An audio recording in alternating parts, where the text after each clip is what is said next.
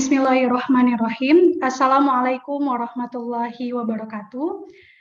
Selamat siang Bapak Ibu Dewan Juri dan teman-teman semuanya. Perkenalkan, nama saya Anissa Sopiah. Saya merupakan perwakilan dari Prodi Hubungan Internasional, Fakultas Ilmu Sosial dan Ilmu Politik Universitas Muhammadiyah Yogyakarta. Pada kesempatan kali ini, saya akan mempresentasikan hasil gagasan saya yang berjudul 101 Decision Making, skema pendidikan gender di keluarga untuk meningkatkan partisipasi perempuan sebagai aktor penting dalam pengambilan keputusan. Bapak, Ibu, dan teman-teman semuanya, seperti yang kita ketahui bahwa dunia saat ini bersama-sama sedang bekerja di bawah kerangka Sustainable Development Goals. Nah, salah satu goals-nya adalah poin nomor 5, yaitu mengenai kesetaraan gender dan pemberdayaan perempuan dan anak perempuan. Nah, secara spesifik, dalam goals ini ada target 5.5 yang menyatakan bahwa menjamin partisipasi penuh dan efektif perempuan dalam pengambilan keputusan. Nah, merespon target ini, kemudian pemerintah Indonesia melakukan affirmative action dengan menghadirkan Undang-Undang Nomor 7 Tahun 2017 yang mewajibkan minimal keterwakilan 30% perempuan dalam pemilihan umum yang diselenggarakan di Indonesia. Harapannya nantinya kuota di parlemen itu dapat diisi setidaknya 30% kaum perempuan. Nah, namun faktanya, sayangnya saat ini Indonesia itu kursi yang terisi oleh perempuan di parlemen baru hanya sekitar 17,4%. Nah, hal ini juga dilihat oleh World Economic Forum melalui datanya, dapat dilihat bahwa dinilai dari gender gap index, rasio dari 0 sampai 1, yang mana yang paling buruk adalah 0 dan 1 adalah paling baik. Indonesia itu mengenai gap pemberdayaan politik antara perempuan dan laki-lakinya masih sangat timpang, yaitu senilai 0,172. Nah, ini menjadi masalah yang cukup penting untuk kita selesaikan karena ternyata pemerintah sudah melakukan affirmative action, namun sayangnya hal itu masih belum terlaksana dengan baik. Nah, kondisi ini tentunya terjadi karena berbagai hambatan. Setidaknya ada 2 hambatan besar yang saya identifikasi. Yang pertama adalah adanya budaya patriarki yang masih eksis di masyarakat. Bahwasannya Indonesia itu masih banyak sekali asumsi-asumsi mengenai perempuan, terutama partisipasi politik perempuan, bahwa perempuan itu tidak cukup capable untuk berada di politik, kemudian perempuan itu tugasnya domestik aja dan lain sebagainya. Nah, selain itu juga akibat dari adanya budaya patriarki ini menyebabkan kurangnya partisipasi dan pemberdayaan perempuan dalam pengambilan keputusan. Akibatnya, kebijakan yang diambil oleh pemerintah terkadang terlalu merepresentasikan pola pikir politik dari laki-laki itu sendiri. Nah, dari sini kemudian kehidupan perempuan terinfluence dengan baik secara proses politiknya maupun secara sosialnya. Nah, untuk itu kemudian saya menemukan salah satu wadah yang sangat berperan penting dalam sosialisasi politik di Indonesia, yaitu adalah keluarga. Di mana kita ketahui bahwa keluarga merupakan tempat sosialisasi politik paling awal, paling lama, dan paling intensif dalam membentuk sikap politik seseorang. Namun ironinya, sayangnya justru kita menemukan dari keluarga lah konsep hierarki gender itu muncul. Nah, ketika anak perempuan, bahkan anak di keluarga itu tumbuh sejak dini dengan figur-figur ayah sebagai sosok pengambil keputusan yang otoriter, maka mereka tidak dilatih untuk memiliki kepercayaan diri yang tinggi. Nah, oleh karena itu, berangkat dari latar belakang ini, kemudian saya merumuskan sebuah pertanyaan, bagaimana skema pendidikan gender di keluarga untuk meningkatkan kepercayaan diri dan keterampilan anak perempuan dalam pengambilan keputusan. Untuk menjawab perumusan masalah ini, saya menggunakan 2 kerangka berpikir. Yang pertama adalah gender and development.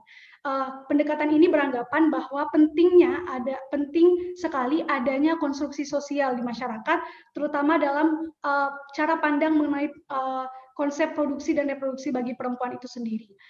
Nantinya ketika adanya kesetaraan terhadap pandangan tersebut, maka perempuan akan lebih mudah untuk bergabung ke dalam proses pembangunan masyarakat. Terus pendekatan pendidikan juga mengatakan bahwa pendidikan itu akan mampu meningkatkan posisi tawar perempuan di dalam keluarga dan masyarakat. Karena melalui pendidikan, keluarga itu bisa mengetahui nilai-nilai politik yang demokratis, kemudian prinsip-prinsip politik yang baik itu seperti apa, sehingga lebih menghargai kehadiran perempuan dalam proses pengambilan keputusan. Nah, dengan dua kerangka berpikir ini, kemudian saya menyusun sebuah gagasan, yaitu 101 decision making.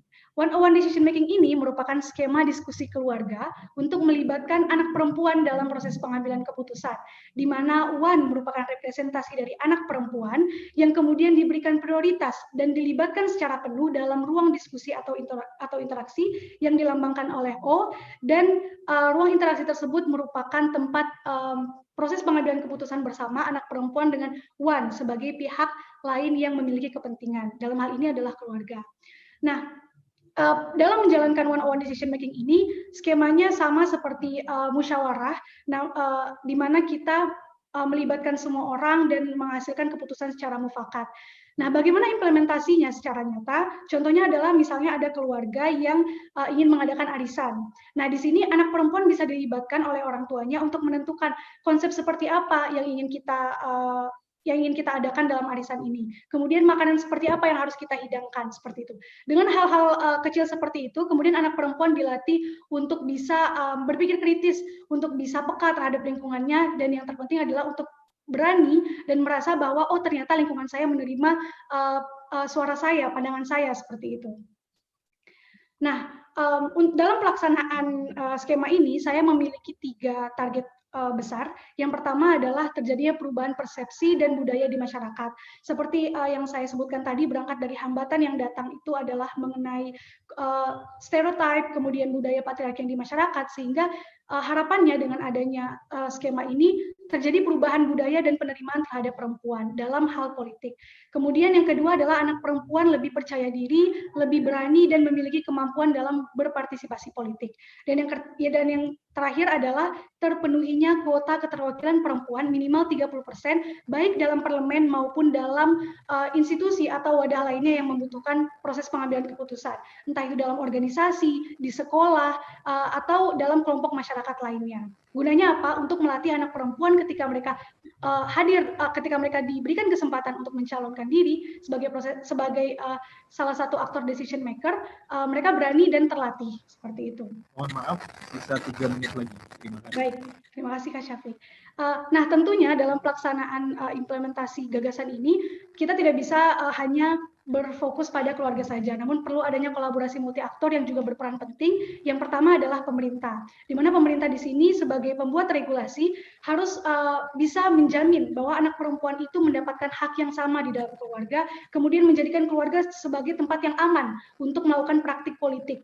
Hal ini bisa dilakukan dengan mengeluarkan peraturan Menteri Pemberdayaan Perempuan Menteri Pemberdayaan Perempuan dan Perlindungan Anak misalnya, dan memberikan anggaran dalam pelaksanaan sosialisasi maupun sampai pada tahap evaluasi nantinya.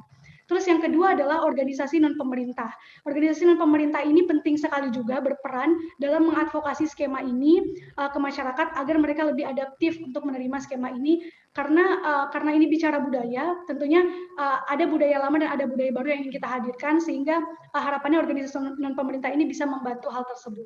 Sebagai mitra evaluasi juga bagi pemerintah dalam pelaksanaan skema ini. Yang ketiga adalah masyarakat dapat memanfaatkan media sosial sebagai salah satu sarana dan wadah yang juga mempengaruhi proses konstruksi sosial di masyarakat kita, misalnya dengan ketika keluarga mengadakan skema ini, kemudian mereka mengupload di sosial media mereka dan menginfluence keluarga yang lain bahwa mereka sedang mengadakan skema ini, seperti itu. Terus yang terakhir adalah keluarga, tentunya membutuhkan dukungan orang tua dan tindakan kooperatif anak untuk melaksanakan skema ini dengan baik.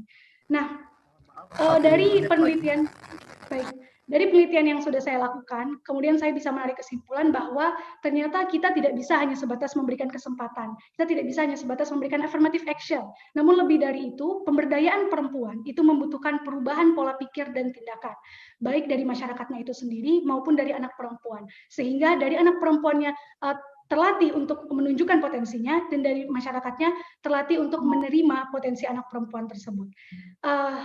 Baiklah, mungkin itu saja yang dapat saya sampaikan. Kalau ada salah perkataan dan perbuatan, saya mohon maaf. Terima kasih banyak atas perhatiannya. Wabillahi taufiq wal hidayah. Wassalamualaikum warahmatullahi wabarakatuh.